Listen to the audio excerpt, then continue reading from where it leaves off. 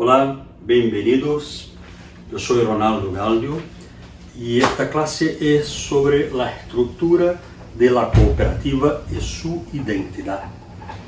Bueno, por supuesto, cuando nosotros tratamos del tema de identidad cooperativa, en el mismo momento vamos a pensar en la Declaración de Identidad Cooperativa de la ASI de 1995, una declaración que establece como identidad el cumplimiento de los principios cooperativistas, así también como los valores cooperativos, tanto los valores éticos cuanto los fundamentales. Bueno, este abordaje, por supuesto, nos dice respecto solo a esta cuestión de los principios declarados por ASI de los valores como criterio de identidad, pero una propuesta complementaria de reconocimiento de una dimensión, una tercera dimensión, una dimensión estructural de la identidad cooperativa. Es decir, además de la dimensión normativa de los principios, además de la dimensión axiológica de los valores cooperativos, ¿qué hechos estructuran una cooperativa como cooperativa? Bueno, la importancia de este tema podría mencionar distintos puntos que me parecen que revelan esta importancia. Uno de ellos son los desafíos de racionalidad. Nosotros pensamos económicamente en el ambiente que nosotros fuimos creados. Nosotros fuimos creados y educados en un ambiente económico hegemónico capitalista, ¿no? Y la manera de explotar, ejercer una actividad económica cooperativista es hacerlo con un método distinto y con bases estructuralmente distintas de la manera de lo hacer con una empresa capitalista. Bueno, entonces esto nos remite, y así como las distintas instancias sociales, a una manera de pensar. Yo podría dar, si el tiempo fuera compatible para eso, por supuesto, distintos ejemplos. Quizás los de pero hay distintos autores que abordan este tema de una manera más profunda y podemos encontrarlo tanto en el campo de la economía como de la sociología. En la sociología lo recomiendo a Boaventura Sousa Santos con la sociología de las ausencias, como un ejemplo de autor. Bueno, un caso concreto para evidenciar este problema de racionalidad. Un magistrado aquí en mi país ha adoptado como criterio para decidir cuando hay una fraude en una cooperativa, o sea, cuando una persona jurídica que se dice cooperativa no es una cooperativa. Y el criterio fue que al final del ejercicio social, existiendo excedentes, si la cooperativa no hace el reparto de este excedente en partes iguales entre todos los demás socios, esto era un caso de no cooperativa, un caso de fraudes. Bueno, sabemos nosotros que esto no es la regla para la sociedad cooperativa, pero los sentimientos y la idea de coherencia con justicia, con equidad, para este magistrado, este es un caso concreto, es hacer el reparto en partes iguales. Por supuesto, él estaba a pensar que el reparto proporcional al capital no se podría hacerlo. Por esto, por supuesto, el repartir lucro, como se hace en una sociedad típicamente capitalista. Pero su racionalidad de lo que sería adecuado en una cooperativa en términos de reparto de los excedentes del resultado económico no seguía una racionalidad propia de las cooperativas. Bueno, entonces este estudio nos contribuye a perceber que hay una relación de congruencia entre estos hechos que caracterizan una cooperativa con su régimen jurídico, sean con los principios, como los principios cooperativistas, o principios incorporados a las leyes, o con reglas establecidas en los estatutos sociales, así como las reglas establecidas en el estatuto de asamblea de los pioneros de Rotring. Es necesario que la regla nueva, su perfeccionamiento, para mantener eficiencia y seguridad, respeten la congruencia con estos hechos que estructuran el tipo cooperativa. Esto existe muy antes de que se exista una cooperativa con una entidad propia reconocida en la ley y, por supuesto, muy antes, aún más, que la existencia del reconocimiento del acto cooperativo en la ley. Bueno, entonces, esta es la segunda importancia, reconocer una racionalidad propia, una coherencia, una causalidad estructural entre los hechos que conforman una cooperativa y su régimen jurídico. Por supuesto, sabemos nosotros que no estamos a tratar aquí de una ciencia natural, entonces no es una cuestión de matemática, de causalidad y consecuencia, pero una investigación de coherencia, de adecuación, de conformidad de estos hechos con el régimen jurídico que se va a establecer o perfeccionar. Bueno, en este contexto, comprender esto es importante para perfeccionamiento, pero para construcción también del derecho cooperativo. Yo les mencioné un ejemplo de decisión judicial, reiterada incluso. Bueno, y hay distintos ejemplos de decisiones que no tienen esta congruencia. Pero especialmente para los asesores de las cooperativas, este cuatro elemento de importancia es algo que vale destacar, porque los instrumentos que van a establecer el régimen de distintos actos cooperativos tienen que respetar también estas características estructurales. Sabemos nosotros todos que el acto cooperativo tiene una densidad legislativa muy más pequeña do que otras especies contractuales típicas, como por ejemplo un contrato de compra-venda, que tiene en las leyes nacionales en general mucho más dispositivos legales a él dedicados que el acto cooperativo en toda la legislación cooperativa. Y esto es comparar con solo una especie de contrato típico.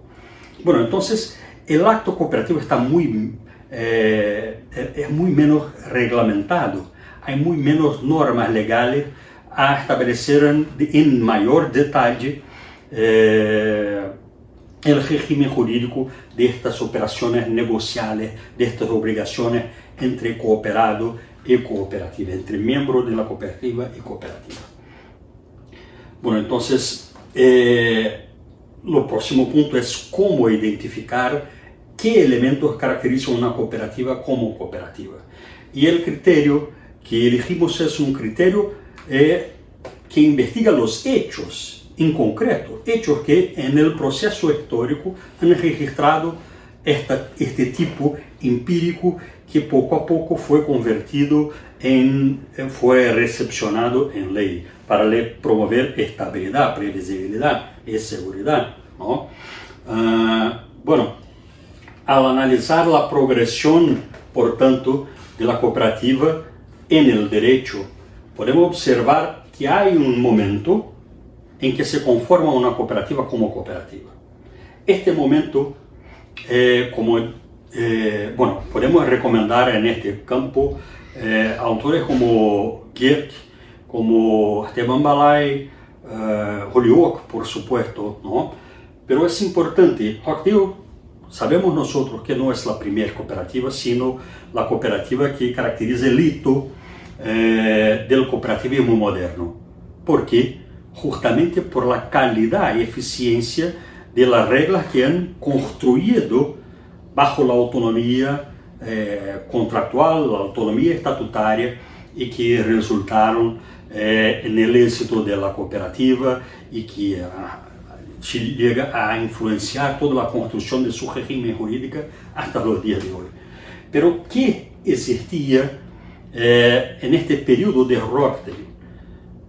Que ya se podría decir que ahí teníamos una cooperativa. Bueno, como un ejemplo, hay cooperativas naciendo desde 1801, incluso en Inglaterra también, y que ahí ya se consideraba una cooperativa. Pero lo que caracterizaba a ella.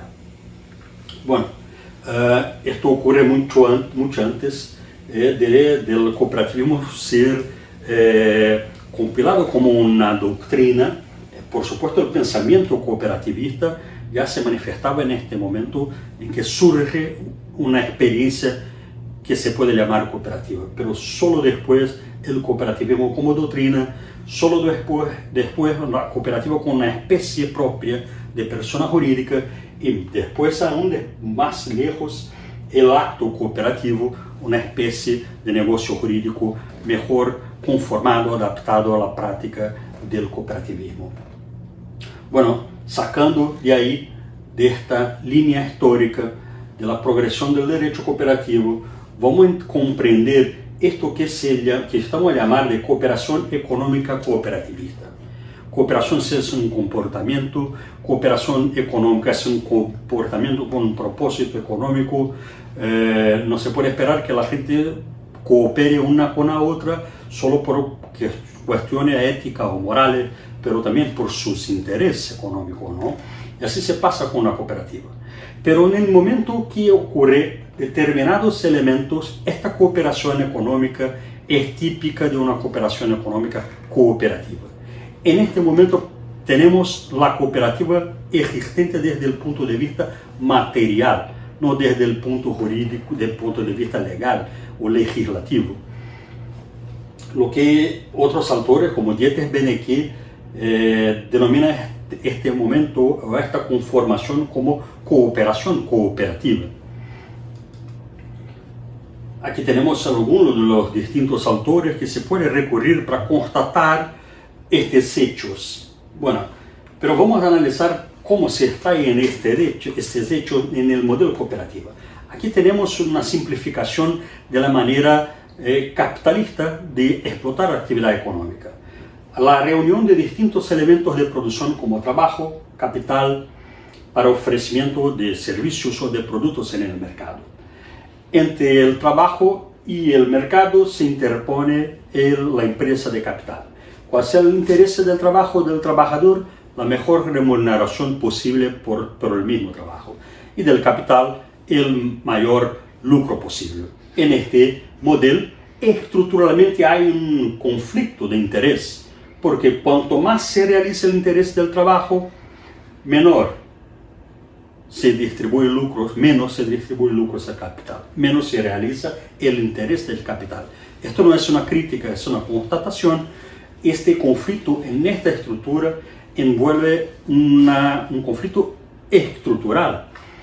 Bueno, desde la funcionalización del derecho, la legislación viene poco a poco a intentar reconocer al trabajador como una parte más frágil en esta relación y a crear garantías compensatorias para lo proteger delante del interés del capital. Entonces tenemos ahí elementos de producción separados y con intereses distintos. Lo mismo en relación al consumidor y a la empresa que va a vender un producto o un servicio. La empresa quiere el mejor precio posible y el consumidor el menor precio posible y sobre todo con más calidad. Bueno, lo que pasa como fenómeno empírico, como fenómeno en concreto en la historia de construcción del cooperativo es que estos factores con conflictos estructurales de interés se reúnen en una misma empresa. Consumo y capital, o consumidor y capital, trabajo y capital, se reúnen en una empresa nueva y donde no hay más el conflicto de interés. ¿Por qué? Porque esta nueva sociedad, esta nueva empresa no tiene por interés o por finalidad la prestación de servicios al capital, sob forma de distribución de lucros, pero la prestación de servicios al trabajador y al consumidor. Entonces, los intereses estructuralmente, desde este punto de vista estructural, están convergentes, ¿no? Y se elimina el capital como intermediario entre este trabajador y este consumidor. De estos hechos que terminamos de decir así, como que muy brevemente, ¿no? Se extraen los hechos que caracterizan una cooperativa como cooperativa. Bueno, esta estructura nueva exige un comportamiento de cooperación entre trabajadores y entre consumidores, porque tienen un interés común, el mismo interés de esta nueva empresa, pero tienen una razón para una cooperación económica. Hay un interés común y por tanto se comprometen a trabajar conjuntamente o a consumir conjuntamente. Esta es la cooperación económica, pero no una cooperación económica cualquiera. Ella está sometida a dos otros aspectos, que uno de ellos es la propia finalidad de esta estructura, que no es más, como lo he dicho, prestar servicios al capital, pero prestar servicios al trabajo y al consumo, o al trabajador y al consumidor. Esto es un cambio estructural. Se cambia la manera de ejercer la actividad de consumo de trabajo y la finalidad de esta empresa. Pero como algunos autores, como Dieter Benecke, resaltan, hay una tercera característica estructural que es el hecho de que estos trabajadores no solo son más trabajadores, así como estos dueños de la empresa no solo apenas los dueños de las empresas, no solo son los propietarios, los investidores, tienen también un compromiso por la cooperación de trabajar conjuntamente, de consumir conjuntamente. Entonces el miembro de cooperativa asume una condición doble de propietario, de dueño, de socio, con el trabajador que va a ejercer a través de esta empresa su trabajo, o al consumidor que va a ejercer a través de esta empresa sus intereses de consumo. Bueno, estos hechos que acabamos de decir son de una manera quizás no tan sistemática encontrados en toda la doctrina, sea del derecho, sea de la economía, pero no solo de estos dos. La cooperación, la finalidad específica de cooperativa y la doble calidad de los socios. Es común incluso que nosotros estemos acostumbrados a afirmar cuál no es la finalidad de la cooperativa, porque con frecuencia decimos o oímos que las cooperativas no tienen la finalidad lucrativa, pero esto es decir cuál no es su finalidad. La finalidad de las cooperativas es prestar servicio al consumidor o al trabajador, prestar servicio al consumo, al trabajo. Entonces es importante percibir cómo que se cambia estructuralmente y en profundidad la estructura en comparación con la estructura tan dominante y aún dominante que la estructura capitalista de exploración de una actividad económica. Bueno, y la doctrina ya ha reconocido, pero lo describe desde este punto de vista. Aquí estamos a proponer una sistematización y reconocimiento de estos hechos bajo los nombres que la doctrina ya lo establece hace mucho tiempo. Estos tres elementos estructurales van a conformar la identidad cooperativa y tienen que estar en equilibrio. Cualquier alteración normativa tiene que preservar y sobre todo a perfeccionar el cumplimiento de esta estructura, ¿no? Al, por ejemplo, establecer en los principios cooperativos o en las reglas de Rockdale o en las leyes nacionales una limitación de remuneración del capital es a perfeccionar la finalidad de la cooperativa, porque si no se pone límite podemos correr el riesgo de en algún momento tener miembros solamente con interés de investimiento y que no van a se agregar a una cooperativa para participar de sus operaciones económicas que constituyen su objeto social. Bueno, el hecho es que tenemos estructuras distintas, hechos distintos, y a un hecho no se puede tratar de manera distinta, en la medida en que es distinto de otro hecho. Y aquí tenemos algunas reflexiones de algunos doctrinadores, podemos recurrir a muchos otros, pero la cuestión es que la empresa capitalista establece todas sus relaciones jurídicas con trabajadores y con consumidores en una base estructural propia. Entonces es natural que las relaciones jurídicas sean propias y compatibles con esta estructura, como estas relaciones se organizan. Y por supuesto, la estructura, cómo se organizan las relaciones en las cooperativas son esencialmente, ontológicamente distintas, no pueden ocasionar un régimen jurídico igual al régimen jurídico de las relaciones de empresa capitalista. Bueno, entonces, reparen que esta estructura, este hecho que conforman una cooperativa como cooperativa, son hechos que sirven para nosotros como parámetros para establecimiento y aperfeccionamiento de todo el régimen jurídico de las cooperativas. Aquí tenemos en el resumen 3 dimensiones del derecho cooperativo. Su dimensión estructural, con estos hechos estructurantes, sus normas, sean principios, sean reglas estatutarias, asambleares o otras, o contractuales, o distintas formas de dar instrumentación al acto cooperativo, y también los valores, una dimensión axiológica del derecho cooperativo.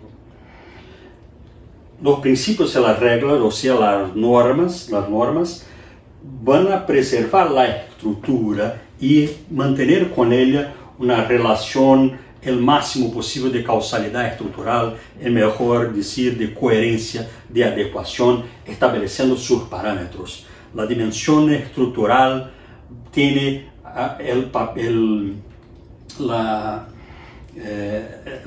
función de establecer una coherencia en la dimensión normativa de las cooperativas.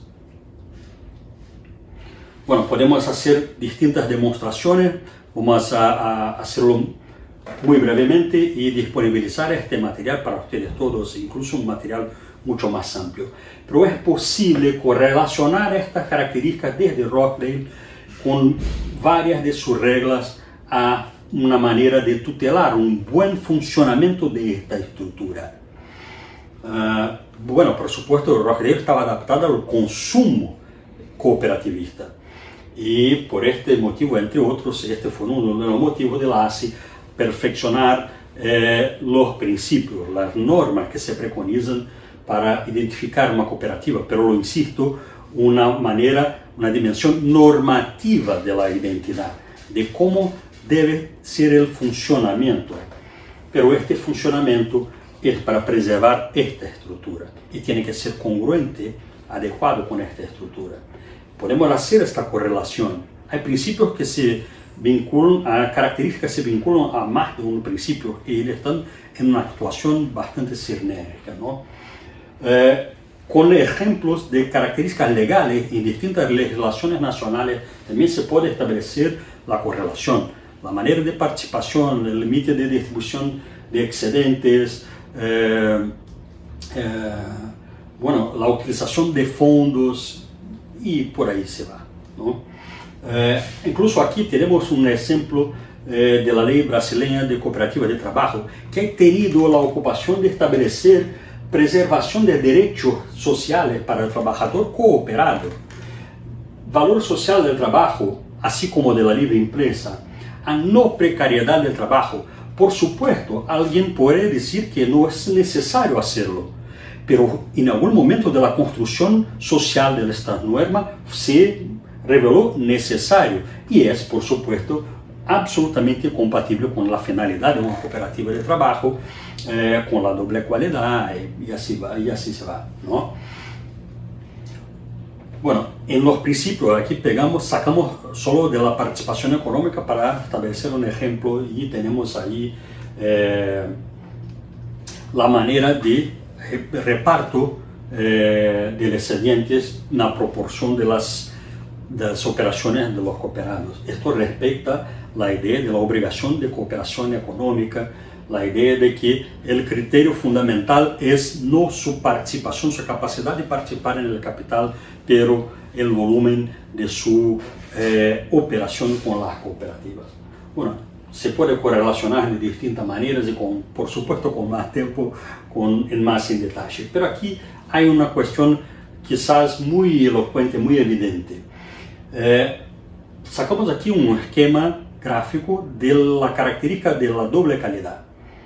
Sabemos que la cooperativa mantiene con sus miembros, por la doble calidad, tanto relaciones de propiedad típica de los socios, de los dueños, como relaciones negociales, operacionales, sea de operaciones de consumo, de servicios o productos sea relaciones laborales, pero tienen negocios que se vinculan al objeto de la cooperativa y también en relaciones de propiedad.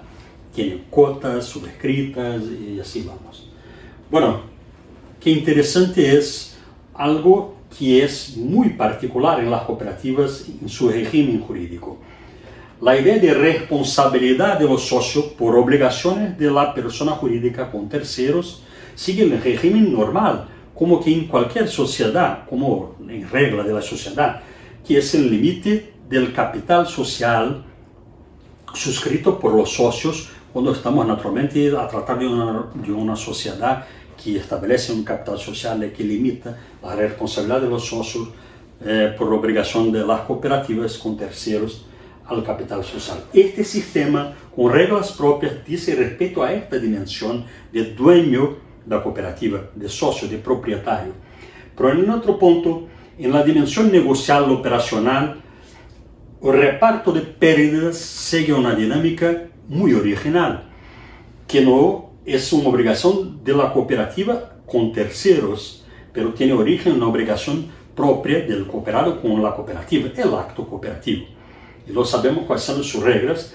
No hay un criterio de limitación al capital subscrito, pero el criterio aquí es la proporción de las operaciones de cooperado con la cooperativa como criterio de límites y de distribución justa de pérdidas en un ejercicio social. Si los costos no se ha recaudado suficiente, no se ha recaudado suficiente, vamos a repartir las pérdidas proporcionalmente, así como se reparten los excedentes, ¿no? Esta es la regla. Bueno, entonces podemos percibir ahí cómo que la estructura hace una influencia profunda, tiene una conexión directa con el régimen jurídico. Bueno, este punto que he dicho sobre la mejora de la ley, pienso que está evidente. Y al fin, este papel que nosotros todos, asesores de cooperativa toda, en su autonomía estatutaria, en su libertad contractual, la autonomía privada tiene un alcance muy largo para construir entre cooperativa y sus miembros reglas sobre el acto cooperativo. Y esto es fundamental, que estas reglas, esto muchas veces no ocurren en la vida práctica de las cooperativas, generando profundos desequilibrios sociales que van a ser respondidos, contestados de alguna manera por distintas instancias, una fiscalización, por la justicia, bueno, pero respetar esta característica estructural, las adaptaciones necesarias para las reglas de consumo cooperativo o de trabajo cooperativo, dice respecto al régimen del acto cooperativo en su alcance de autonomía privada. Entonces, conocer estos parámetros y tener en cuenta estos parámetros es fundamental para la parte que sobre todo nos cabe en la construcción de estas normas y quizás del propio derecho cooperativo. Bueno, señores, muchas gracias. Perdóname por la extensión de este tema, por supuesto un tema muy más profundo que nos permitiría muchas y muchas digresiones. Cada uno de estos elementos estructurales nos remite a profundos estudios, sobre todo la cooperación, que es estudiada en distintos campos, en la psicología, en economía, bueno, en el derecho, incluso en el derecho procesal ambiental. Hay un universo muy amplio de estudios en este campo. Y yo pienso que estamos solo a tocar una punta de iceberg, pero esto es una propuesta y una invitación a todos ustedes. Muchas gracias por su atención y hasta un próximo encuentro.